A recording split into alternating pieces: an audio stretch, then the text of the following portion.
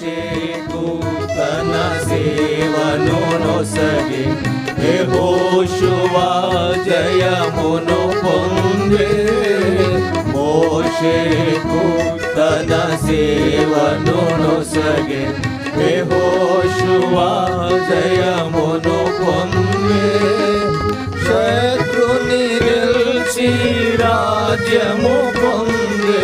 తన కార్యములను స్మరించి శత్రుని గెలిచి రాజ్యము పొందే.